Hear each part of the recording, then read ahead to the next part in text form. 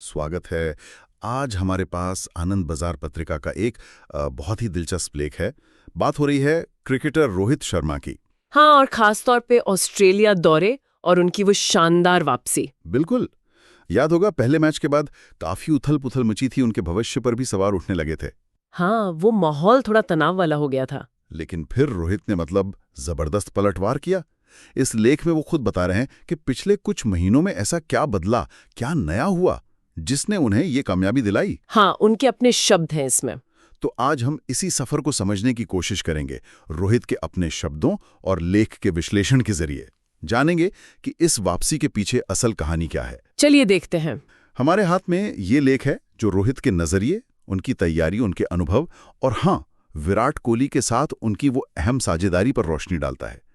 चलिए इस विश्लेषण में उतरते हैं और देखते हैं कि रोहित की सफलता के मुख्य सूत्र क्या रहे। ठीक है। बात शुरू हुई ऑस्ट्रेलिया दौरे के पहले मैच से।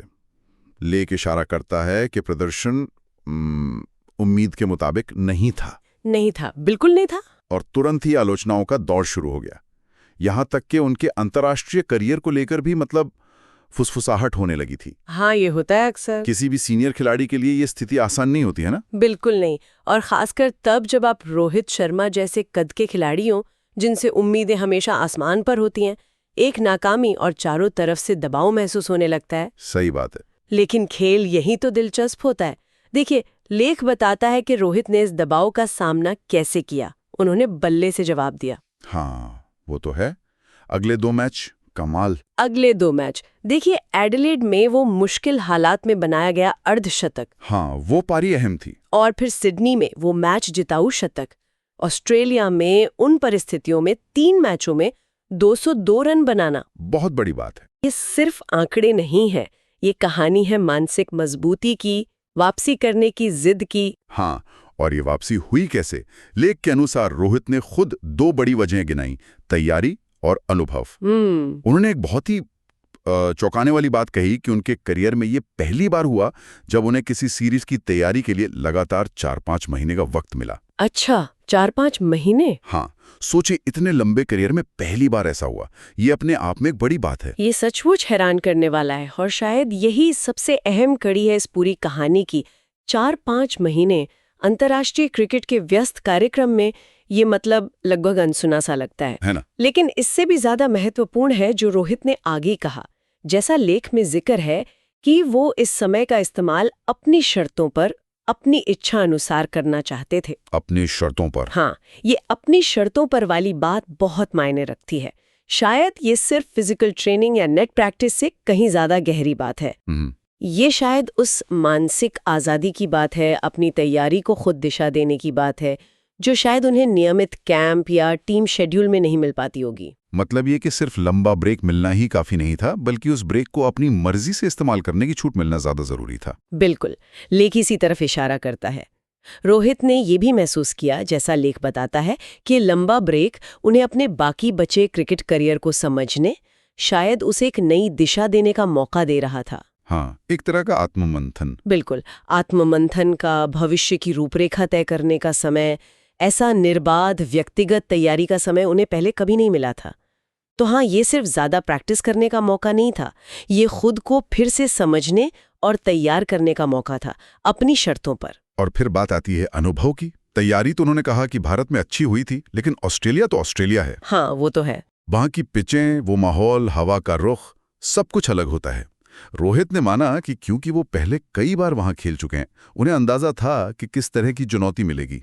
बस लय पकड़ने की देर थी। यहाँ अनुभव का रोल आता है।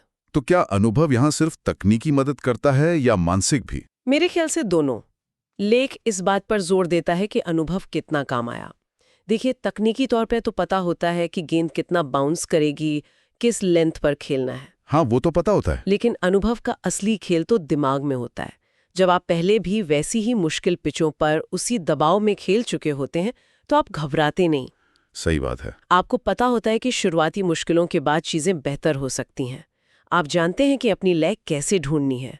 ये सिर्फ स्किल सेट की बात नहीं है, ये उस माहौल में सहज रहने की, दबाव को झेलने की क्षमता की बात है।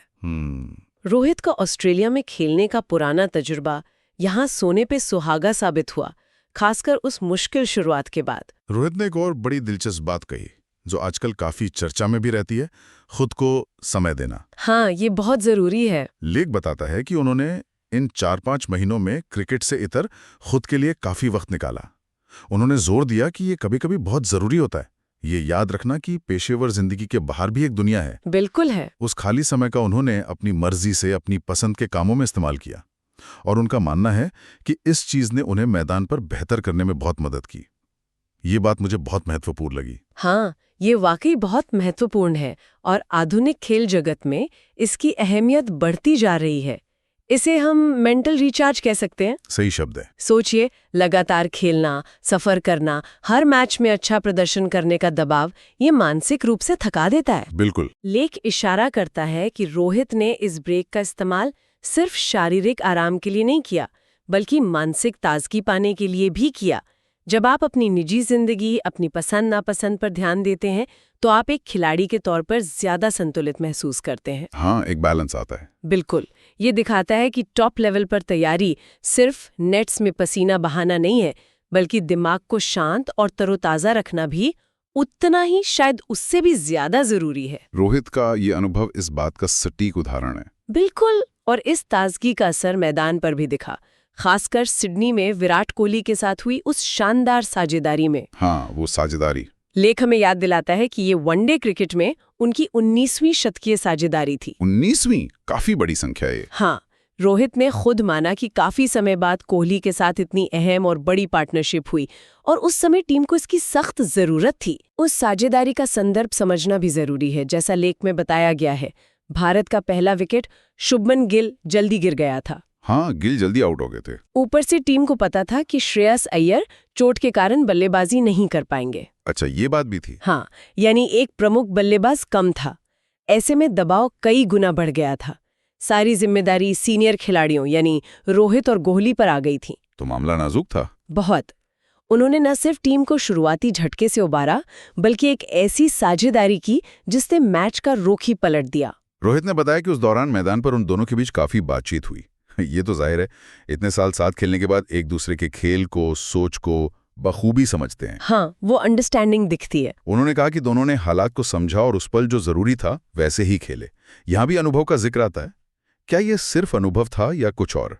देखिए, अनुभव तो नींव है ही, लेकिन उस अनुभव का सही इस्तेमाल करना वो साझेदारी की असली कुंजी थी। लेख से ये साफ झलकता है। दो ऐसे दिग्गज जब साथ खेलते हैं तो उनके बीच एक अदृश्य तालमेल होता है। वो एक दूसरे की क्षमताओं पर भरोसा करते हैं। वो जानते हैं कि कब आक्रमण करना है, कब पारी को संभालना है। गेम ऑफ वेलर्स जिसे कहते हैं। बिल्कुल। वो सिर्फ रन नहीं बना रहे थे, वो दबाव को सोख रहे थे और धीरे धीरे उसे वापस ऑस्ट्रेलिया पर डाल रहे थे। उनकी बातचीत, उनका एक दूसरे को समझना, खेल की गति को नियंत्रित करना, ये सब उस साझेदारी की खासियत थी। सही। ये दिखाता है कि क्रिकेट सिर्फ व्यक्तिगत कौशल का खेल नहीं है, ये साझेदारी और आपसी समझ का भी खेल है, खासकर मुश्किल पलों में। हालांकि सीरीज भारत नहीं जीत पाया, लेकिन लेख में एक और अच्छी बात का जिक्र है। रोहित ने टीम के युवा खिलाड़ियों की, खासकर तेज गेंदबाज हर्षित राणा की जमकर तारीफ की। हाँ, ये अच्छी बात है। उन्होंने कहा कि राणा पहली बार ऑस्ट्रेलिया में सफेद गेंद से खेल रहे थे और आखिरी 2 मैचों में उनकी गेंदबाजी असाधारण थी। एक सीनियर खिलाड़ी का इस तरह युवा प्रतिभा को सराहना, इसका क्या महत्व है? इसका बहुत गहरा महत्व है। जब टीम का कोई अनुभवी सदस्य, जिसने कप्तानी भी की हो, इस तरह खुले मन से किसी युवा खिलाड़ी की तारीफ करता है, तो ये उस युवा के आत्मविश्वास के लिए किसी टॉनिक से कम नहीं होता। हाँ, बूस्ट मिलता है। बिल्कुल। सोचिए, हर्षित राणा के लिए ये कितनी बड़ी बात होगी। लेकिन इसका असर सिर्फ उस खिलाड़ी तक सीमित नहीं रहता, ये पूरी टीम में एक सकारात्मक माहौल बनाता है। सही कहा। ये दिखाता है कि टीम में सीनियर्स युवाओं को आगे बढ़ाने में मदद कर रहे हैं, एक मेंटोर की भूमिका निभा रहे हैं। ये एक स्वस्थ टीम कल्चर का संकेत है, जहां सीखने और सिखाने की प्रक्रिया चलती रहती है। भविष्य के लिए अच्छा संकेत। बिल्कुल, ये भविष्य के लिए भी बहुत अच्छा संकेत है। तो कुल मिलाकर अगर हम इस पूरी चर्चा और आनंद बाजार पत्रिका के इस लेख को समेटें, तो ये साफ है कि रोहित शर्मा की ऑस्ट्रेलिया में वापसी कोई एक रात का चमत्कार नहीं थी। नहीं, बिल्कुल नहीं। इसके पीछे कई परतें थीं।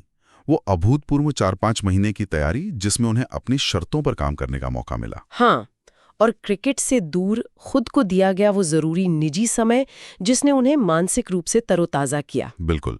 फिर ऑस्ट्रेलिया की मुश्किल परिस्थितियों में खेलने का उनका सालों का अनुभव जिसने उन्हें दबाव में बिखरने नहीं दिया। सही।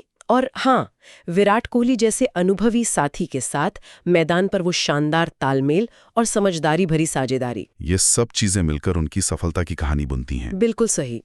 ये हमें याद दिलाता है कि शिखर पर प्रदर्शन करना एक बहुआयामी प्रक्रिया है।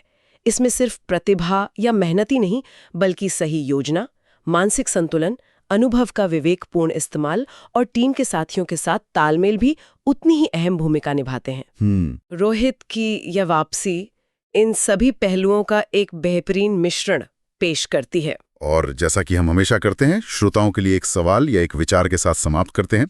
रोहित शर्मा के अनुभव से सीखते हुए जिस तरह उन्हें मिला ये लंबा व्यक्तिगत तैयारी का समय उनके प्रदर्शन के लिए इतना कारगर साबित हुआ। हाँ, ये दिलचस्प सवाल है। क्या ये संभव है कि विश्व में हमें अंतर्राष्ट्रीय क्रिकेट में या शायद अन्य खेलों में भी खिलाड़ियों के लिए ऐसे और ज्यादा परिकल्पित व्यक्तिगत तैयारी के दौर देखने को मिले? क्या ये एक नया चलन बन सकता है? हो सकता है।